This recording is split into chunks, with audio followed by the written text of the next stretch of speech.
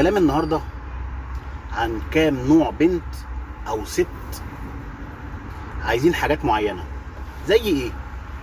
يعني مثلا في بنات عايزه تتحب وتحب، وفي بنات مقضياها لغايه اما يجي عدلها ويلا، وفي بنات عايزه اللي يصرف عليها، وفي بنات عايزه هدايا وفسح وخروجات، وفي ستات عايزه ستر بيتها، وفي ستات بتحب تلعب بديلها. زي ما في رجاله بيلعب بديله، برضو في ستات تتلعب بيها وهي بتلعب بديلها. طبعا احنا نتكلم في نوع ولا انتوا عايزين انواع كلها؟ بس خلينا نوع احسن. نوع البنت اللي عايزه تقضيها ازاي؟ يعني احب ما اتحبش مش مشكله، اعيش وقتي لغايه اما يجي عدلي، او الواد اللي معايا ممكن يتقدم لي. ده نوع والنوع ده من الانواع الفاشله، يعني مش مظبوطه. ليه؟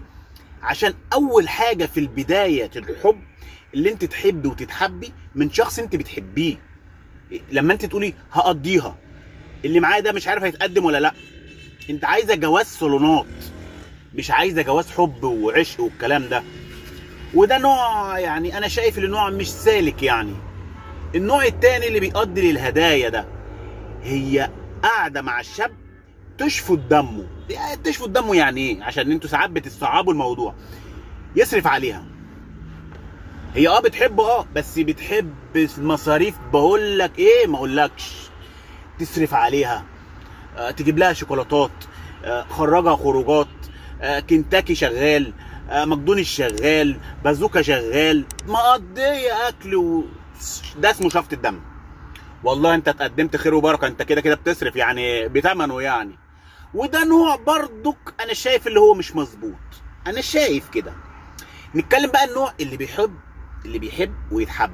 النوع ده انا شايف وجهه نظر، كل واحد له وجهه نظر. بصراحه انا وجهه نظري، انا الشخص ده اللي بيحب ويتحب مش مصلحه، مش فلوس، مش اكل، مش شرب، مش خروجات، لا لا لا. الشخص ده انا شايف اللي هو 90% مظبوط. بيحب الشخص اللي معاه والشخص اللي معاه بيحبه. صرف ما صرفش مش مشكله، بس انا بحب الشخص اللي معاه وهكمل معاه حياتي. ده نوع ممكن انا شايف 90% يكمل حياته. يا رب بس ما يكونش فيه اي صعوبات او اي حاجه. يعني ده يبص بره، ده يحب بره، تسمع مكالمه كده تغير عليه، يحصل مشاكل طلاق او بعيد عن بعض يا كده يعني. المهم ده شخص حلو. خش بقى على الستات. الستات بقى ده موال تاني خالص، بس ما عليه احنا نتكلم في الفيديو ده. في ست الجواز صالونات ده، الست الجواز صالونات ده لازم يصرف عليها حاجه اساسيه.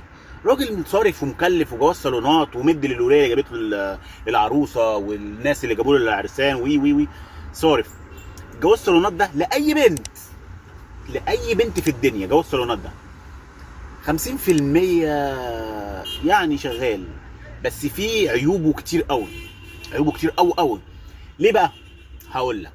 جواز صالونات ده مش شغالين حب. يعني واحد عايز يتجوز بيكلم واحد او واحده او خطبه او اي مكتب يجوزوا لبعض. وانا شايف ان الوضع ده مش مظبوط.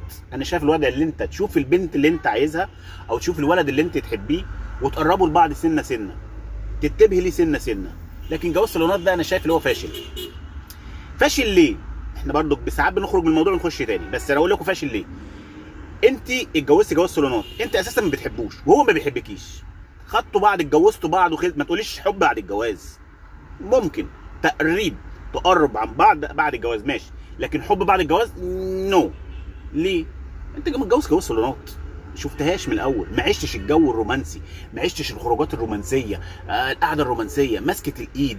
انت دخلت وش كده على طول، مفيش كلام. جواز صالونات بصيته حلو، اصل شعره مكتكت، اصله تخير، اصله رفيع.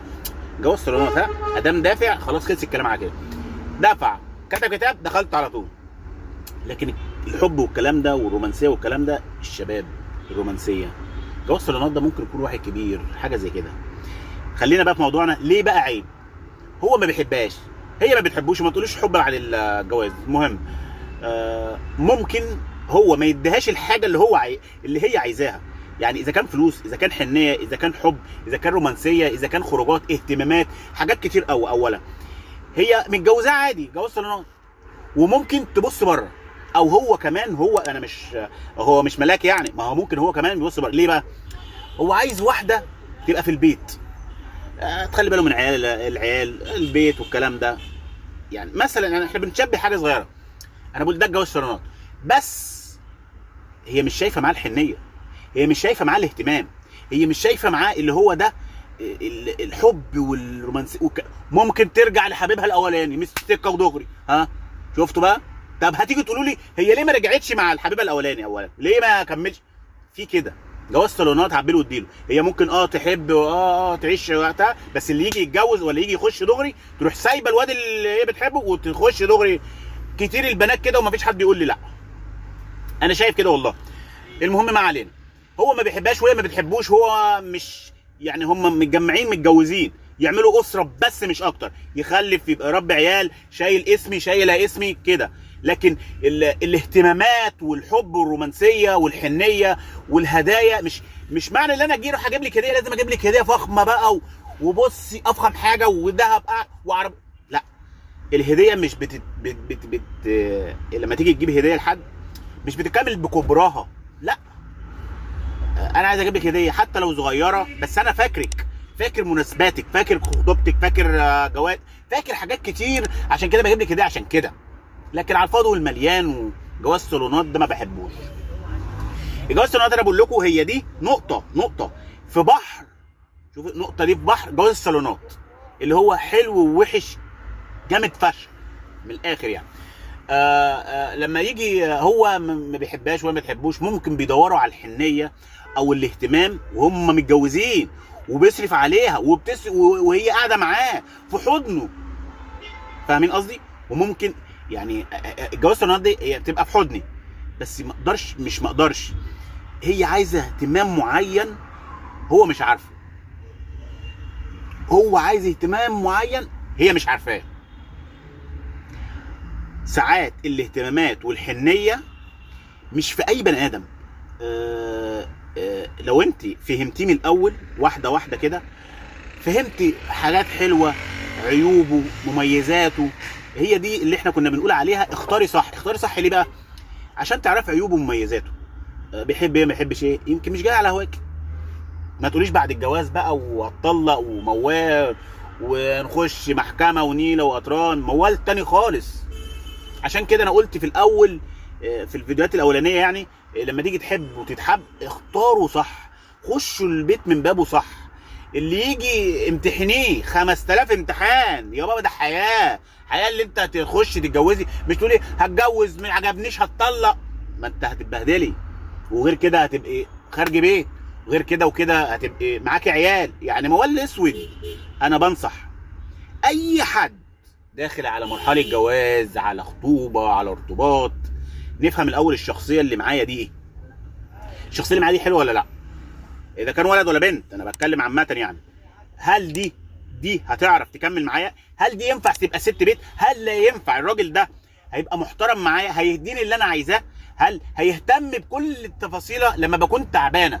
انا بعيد عن الفيديو، انا لا بشوف كلام بيقول لي والله ما بيحس بيا وانا تعبانه والمصحف ما بيجي معايا المستشفى، مش حاسس هو عايز البيت يكون نظيف، العيال يكون نظيفه، قاعدين من نظافه، لكن يحس بيا انا واقف على رجلي اطبخ له واعمل له، مش حاسس بيا.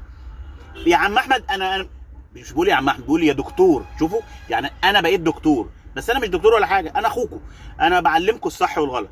في كده ناس متجوزه مش حاسه بمراتاتها، مش حاسه اللي معاها دي بتتعب قد ايه، تعبانه ولا لا. طب هي راحت فين؟ طب جت هم عليهم البيت يكون متروق والعيال متروقه والدنيا مظبوطه، مش فارق معاهم اي حاجه. تعبانه، هلكانه، طالع عين ابوها، تصرف منين ما تصرفش منين، بتعمل مالوش دعوه باي حاجه. عشان كده ده الاختيار الغلط اولا، وفي الاخر الدنيا تلف ويطلقوا. طب ليه بقى؟ ليه ما تختاريش انت بالاول وتعرفي عيوبه ومميزاته؟ ما انت لو ما عرفتيش الكلام ده من دلوقتي بكره هتاخد على عينك وتقولي يا دكتور احمد بيعمل وبيسوي، يا دكتور احمد. ده انت اللي ما تخترتيش، انت اللي ما تخترتيش. طب احنا اتكلمنا دلوقتي عن الست، الراجل بقى. يا دكتور احمد ما بتحسش بيا لما اجي اروح البيت، ما بتحسش بيا، ما بتسالش. حتى العيال بيبقوا نايمين وهي نايمه ولا في اي حاجه، اخش اقلع هدوم، اخد الدش، اجيب الفوطه لنفسي واجيب الهدوم لنفسي واعمل واسوي، هي مش حاسه باي حاجه. اعمل ايه يا دكتور احمد؟ مش عارف اقول له ايه بقى. اقول له اتفرج على الفيديوهات الاولانيه وخلاص، اتجوز وخلاص. عشان كده انا بنبه كل واحد داخل على اي مرحله من المراحل دي، امتحن البني ادم اللي معاك، صح غلط امتحنه. ما تقوليش اللي هي حلوه ومزه فشخ، لا، ما لكش دعوه بالكلام ده. حلاوه جوه هنا وهنا واللي تعرف اللي تحس بيك وانت تحس بيها وحاجات كتير. معلش طولت عليكم الفيديو، بس يا ريت كل واحد يفهم اللي انا قلت ده. احلى مسا عليكم.